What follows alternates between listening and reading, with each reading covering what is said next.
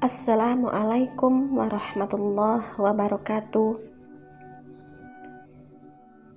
Kelas 5, tema 7, peristiwa dalam kehidupan. Subtema 3, peristiwa mengisi kemerdekaan ilmu pengetahuan sosial. Nah, anak-anak, di sini kita akan belajar tentang ilmu pengetahuan sosial, yaitu pembelajaran 1, kegiatan pembangunan untuk mengisi kemerdekaan.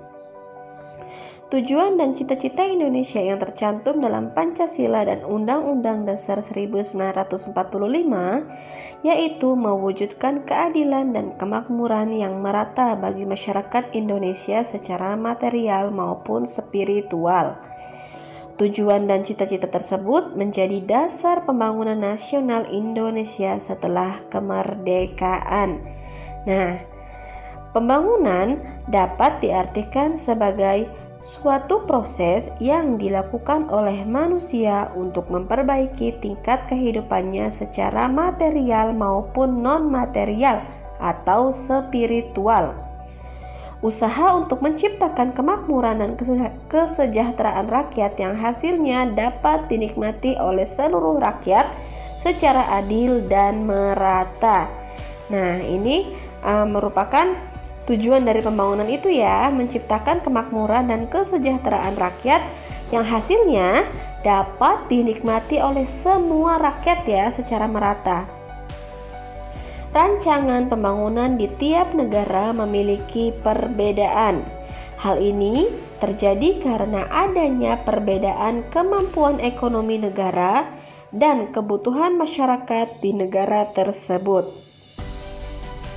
Berdasarkan tingkat ekonominya, Indonesia tergolong sebagai negara yang berkembang. Sebagai negara yang berkembang, Indonesia memerlukan pembangunan di bidang ekonomi, sosial, budaya, dan politik. Pembangunan yang dilakukan pemerintah contohnya adalah pembangunan fasilitas umum seperti gambar berikut ya. Nah, ini ada gambar pembangunan bendungan bertujuan untuk memenuhi kebutuhan air masyarakat. Ada pembangkit listrik, pencegah banjir, dan tempat wisata. Nah, ini tujuan dari pembangunan bendungan ya. Selanjutnya pembangunan yang dilakukan pemerintah yang kedua yaitu pembangunan jembatan. Bertujuan sebagai sarana transportasi yang menghubungkan masyarakat dan mendorong pemerataan penduduk. Ya, selanjutnya perhatikan ini gambar apa ya? Nah, gambar ini menurut kalian ini termasuk dari pembangunan atau bukan ya?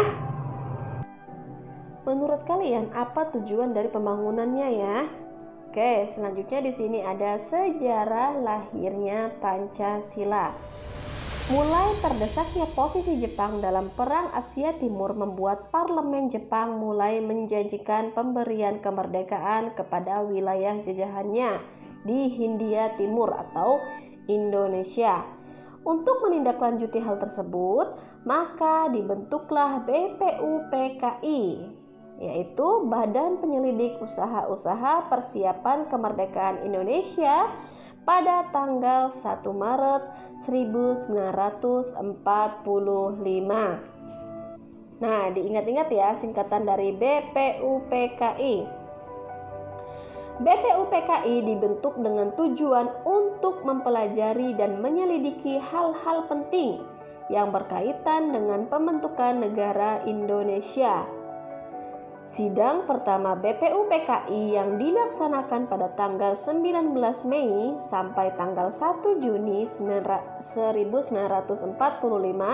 membahas tentang rancangan dasar negara. Di sana terdapat 3 tokoh yang mengajukan pendapatnya tentang dasar negara Indonesia ya. Siapa sajakah tokohnya? Kita simak ya. Dicatat hal-hal yang pentingnya ya anak-anak ya. Nah, ini ada 3 tokohnya ya. Oke, tanggal penyampaian usulan. Nah, tanggal 29 Mei 1945 ada nama tokohnya yaitu Mr. Muhammad Yamin. Awas ya, bukan Muhammad Yasin ya, Muhammad Yamin. Nah, Mr. Muhammad Yamin memberikan rumusannya ya. Yang pertama yaitu peri kebangsaan, yang kedua peri kemanusiaan, yang ketiga peri ketuhanan, yang keempat peri kerakyatan, dan kelima kesejahteraan rakyat. Selanjutnya pada tanggal 31 Mei 45 ada Profesor Dr. Mr. Supomo mencetuskan ada 5 ya. Yang pertama persatuan, yang kedua keseimbangan lahir dan batin, yang ketiga kekeluargaan, yang keempat keadilan rakyat, dan yang kelima musyawarah. Yang terakhir pada tanggal 1 Juni 1945 terdapat nama tokoh presiden pertama kita yaitu Insinyur Soekarno ya. Nah, ini sebelum kemerdekaannya lahirnya Pancasila ya. Oke, Insinyur Soekarno mencetuskan 5. Yang pertama nasionalisme dan kebangsaan Indonesia, yang kedua internasionalisme dan peri kemanusiaan, yang ketiga mufakat atau demokrasi, yang keempat kesejahteraan sosial, dan yang kelima ketuhanan yang Maha Esa. Selanjutnya, kelima asas yang diusulkan oleh Insinyur Soekarno disebut Pancasila. Peristiwa tersebut melatar belakangi penetapan hari lahir Pancasila yang kini kita peringati setiap tanggal 1 Juni ya. Jadi setiap tanggal 1 Juni itu kita peringati sebagai hari lahirnya Pancasila. Nah, selanjutnya sebelum memulai sidang kedua, BPUPKI dibentuklah kembali panitia yang dikenal sebagai Panitia 9. Pada tanggal 22 Juni 45, Panitia 9 mengadakan rapat yang kemudian menghasilkan rumusan dasar negara yang tercantum dalam Piagam Jakarta.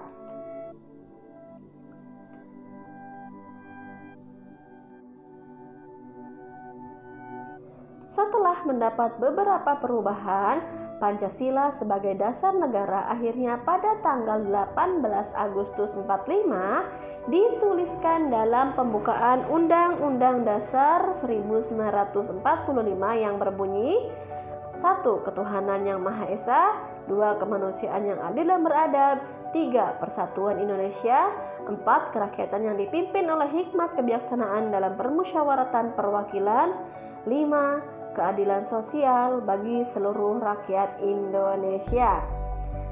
Nah, siapa di sini yang tidak hafal Pancasila? Wah, sungguh terlalu ya. Dihafalkan ya anak-anak Pancasila ini, karena Pancasila merupakan dasar negara Indonesia. Nah, Pancasila ini terdapat di alinea terakhir ya dalam Undang-Undang Dasar 45. Selanjutnya ada upaya melestarikan kebudayaan bangsa Indonesia. Nah, kamu telah mengetahui bahwa perlawanan bangsa Indonesia terhadap penjajah dilakukan dengan mempersatukan masyarakat yang berasal dari suku dan budaya yang berbeda-beda. Keberagaman dalam masyarakat Indonesia membentuk beragam budaya yang terus dipelihara sebagai kekayaan bangsa ya. Karena Indonesia itu sangat kaya sekali atas keragaman budaya ya. Oleh sebab itu, kita harus tetap menjaga dan menghargai budaya tersebut. Selain itu, kita juga berkewajiban untuk mempertahankan budaya bangsa kepada generasi penerus kita ya.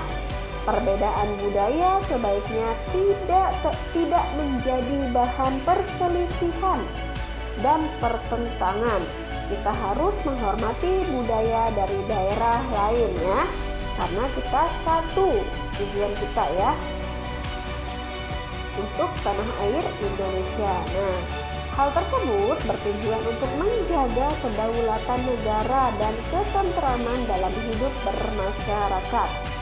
Sikap yang dapat kita lakukan untuk menghormati dan menghargai budaya daerah lain adalah sebagai berikut. 1. Tidak membangga-banggakan budaya sendiri. 2. Tidak menjelek-jelekan budaya daerah lain. 3. mau menikmati pertunjukan budaya daerah lain. 4. Mau mempelajari budaya daerah lain. Nah, misalnya kita dari Pulau Jawa, kita nggak mau nari Yamko Rambe Yamko itu kan dari Papua. Nah, itu tidak ya. Kita juga berkewajiban untuk mempelajarinya ya. Terima kasih.